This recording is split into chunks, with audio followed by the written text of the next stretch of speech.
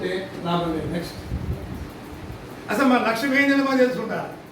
మా లక్ష్యం ఏంటి? క్రికెట్ బ్యాట్ ఉందనుకోండి, క్రికెట్ బ్యాట్ గమ్మత్తు మొన్న ఎగ్జాంపుల్ అని చూస్తుంటారు.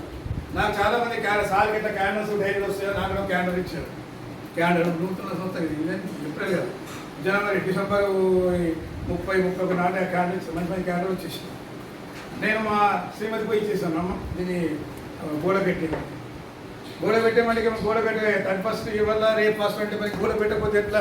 మేమైనా బిజీ, మగవాడు ఎప్పుడు బిజీ అనుకుంటాడు, ఉంటాడు కానీ బిజీ అనుకుంటాడు. అలాంటి ఇంకా బిజీ అనుకుంటాడు. ఆ మామ ఏం చేసింది, పోయింది క్యాండల్ పట్టుకుని అటు ఇటు చూసింది, చుట్టూ దొరకలేదు, రాయి దొరకలేదు. ఆమెకు అర్థం కాదు ఏం చేయాలి. వాడు మావాడు బ్యాట్ పడేసిపోయాడు. ఆమె బ్యాట్ తీసుకొని మంచిగా చక్కగా ఎంతో ఆర్టిస్ట్ దగ్గర కొట్ట పెట్టేసి మొదలుపెట్టేసి టక్కు టక్కు టక్కు టక్కన కొట్టడం మొదలు పెట్టేసి 3 దెబ్బలకి మొదలు దిగింది. అవునా కదా?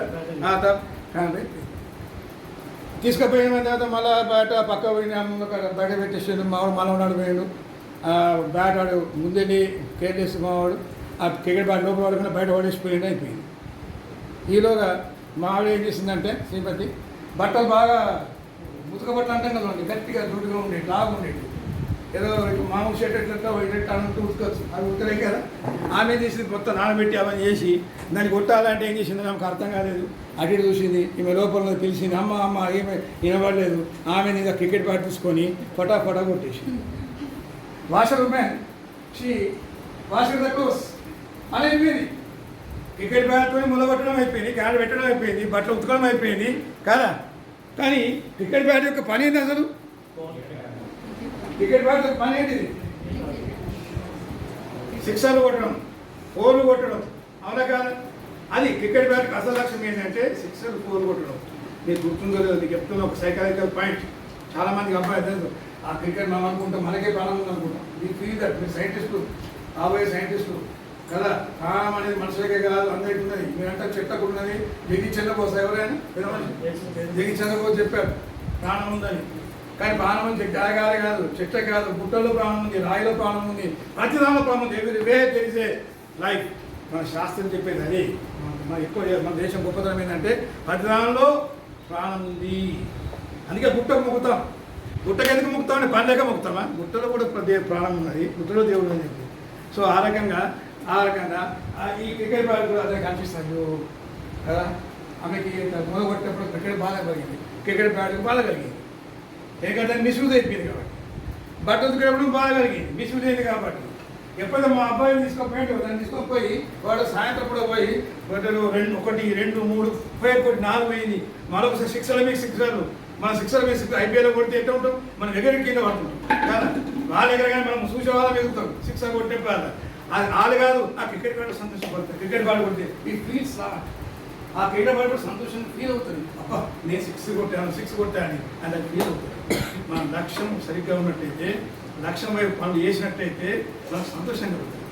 అందుకే మనం ఏం చేయాలా? అసలైన పని చేయాలి. మన అసలైన పని ఏంటి? చదువు. అవునా కదా? ఎడ్యుకేషన్. ఆ ఎడ్యుకేషన్ పట్ల మనం అన్నీ ఉండి ఆ ఎడ్యుకేషన్ పట్ల మనం దానికి చేస్తే మెజార్టీ వేస్తే మనకు సంతోషంగా ఉంటుంది. మీరేమైనా నాకు నేను చదివినప్పుడు ఇప్పుడు చదువుతూ ఉంటే గంట చదువుతాను. Today also I read hours together. I have got my own library where not hundreds, thousands of books available on different titles. Will wonder to visit my library. Visit not చదువుతూ ఉంటాం. నినాగమూలంలో వచ్చేసి సార్ మీరు రేపు ఒక programme ఉంది, Heartfulness India programme ఉంది sir, మీరు మాట్లాడాలంటే ఏం మాట్లాడాలో ఆలోచించాను, కూర్చున్నాను, కాగితం మీద రాస్తా పోతాను. ఎందుకంటే వాళ్ళు ఇచ్చిన 5 నిమిషాలు టైం, 5 లేదా సార్ మేము పరిచయం 10 నిమిషాల కంటే ఎక్కియమని ముందే చెప్పారు. అంటే 10 నిమిషాలు ఏం చెప్పాలి ఇష్టం కాదని చెప్పి రాసుకుంటూ పోయినా 6 పేజీలు రాశానండి. 6 పేజీలు గంట పట్టింది. ఉదయం 5:00 నుంచి కోరుకుంటే అది ముగించే వరకు 6 గంటలు పట్టింది. ఎంత అందం కలిగిందో నాకు పట్ల అదే నేను ఇంతగా బాగా రాయగలిగాను. ఎప్పుడూ రాసాం ఎగ్జామ్స్ రాసేటప్పుడు. అందరితో రాయించడం, మార్పు వేయడం పని గప్ప కదా. విద్యార్థులు రాసాం, ఇప్పుడు ఏం లేదు. నేను తర్వాత రాయడం మొదలు పెడితే ఎంత సంతోషం అనిపించిందో, చదివితే ఎంత సంతోషం అనిపిస్తుందో నాకు కదా. ఇప్పుడు నేను పుస్తకం చదివినాక ఒక గంట సేపు అయినా ఎంత ఆనందం కలుగుతుందో. మనం ఏమనుకుంటాం? ఆనందం చాలా పిట్టి ఏంటంటే మనకి ఏంటంటే సినిమా చూస్తే ఆనందం, స్మార్ట్ ఫోన్ చూస్తే ఆనందం, పక్క వాళ్ళతో మలుస్తే ఆనందం, వింటాను ఆనందం. అది కాదు మన పని మనం చేసిన కాలం. మీరు చదువుకోండి, రియల్లీ మీరు గమనించాలి. కానీ మీకు అన్నీ తెలుసు. మీరు కుర్చీలో కూర్చొని గంటలు చదువుకుంటూ రండి, ఎవరితో మాట్లాడకుండా ఉండండి, మంచిగా చదువుకుంటూ రండి, నోట్స్ అంతా ప్రిపేర్ అవుతా ఉండి, నోట్స్ ప్రిపేర్ చేస్తూ ఉండి, ఎంత ఆనందంగా ఉంటుంది. వాళ్ళ చేయలేనుకోండి మీకు గిల్టీనెస్ వస్తుంది. మీరు చదవలేదనుకోండి, రోజు ఒక 2 గంటలు 3 గంటలు 4 గంటలు చదువుకొని యూ ఫీల్ గిల్టీ. మీరు ఎవరో సార్ సీనియర్ గారు మేడం గారు మీరు అన్నక్కర్లేదు, మీ నాన్న అమ్మను అక్కడ ఉంటే వాళ్ళు మీరు అన్నక్కర్లేదు, కానీ మీరు మీకు ఫీల్ అవుతారు. ఎందుకంటే ఆత్మ సాక్షి ఉంటుంది కాబట్టి ఫీల్ అవుతారు, యూ విల్ ఫీల్. అందుకే మనకి ఇష్టమైన పని చేస్తే అసలైన పని చేయాలి. అసలు పని చేస్తే అయితే లేకపోతే కాదు కదా, ఏదంటే అది కాదు కదా, క్రికెట్ బ్యాట్ లాగా అయిపోతుంది కదా. ఒకసారి మేము హైదరాబాద్కి వెళ్ళాం, చాలా చక్కని కథ ఉంటాను ఆయన. మేమంతా మా వాళ్ళు అంతా కూడా పోయేవారు కదా, పెళ్లి గంట సేపు లేట్ ఉంది, అలాగే మా వాళ్ళు అనుకో ఇప్పుడు కాదు 1000 కింద మాట చెప్తున్నాను, ఇప్పుడు అంతే అది కాదు కదా. పోయి అక్కడ పక్కన అంతా మంచి హైసీ రూమ్ ఉన్నది, మేము కూర్చుంటాం సార్, మీరు అక్కడ కూర్చోండి, మీరు రారు కదా అని చెప్పి ఇట్లా కూర్చున్నారు. వాళ్ళు మొదలు పెట్టాను. నేను మనం ఫోన్లు లేవు, అప్పుడు ఫోన్లు ఎక్కడ లేవు. అప్పుడు ఏం చెప్పాను, అరే రండి ముహూర్తం వధువు వచ్చేసింది. అరే సార్ నువ్వేం నిజం ఏం మాట్లాడుతావు, వధువు వచ్చింది రాని, వధువు వస్తే రాని, వరుడు కూడా రావాలి కదా. మళ్ళీ నేను 10 నిమిషాలు 5 నిమిషాలు అరే వారు రండిరా బాబు, వరుడు కూడా వచ్చేసిండు, అరే వరుడు వధు రాని అంత మంత్రాలు చదవాలా, పుస్తకం కట్టాలా, నేను మళ్ళీ మనిషి మంత్రిని, అరే అంత అయిపోయిందిరా పుస్తకం కడుతున్నారు, తాళి కడుతున్నాను అంటే తాళి కడితేది కానీ ఇక్కడ మస్తు రందు కానీ అంటే వచ్చింది ఎందుకండి పెళ్లి చేయడానికి. చేసే పని ఏంటంటే అది. ఈరోజు సంగతి ఏంటి, విద్యార్థి సంగతి ఏంటే, ఈ విద్యార్థులు అన్ని పనులు చేస్తారు, అసలే పని చేయరు. They do everything except next.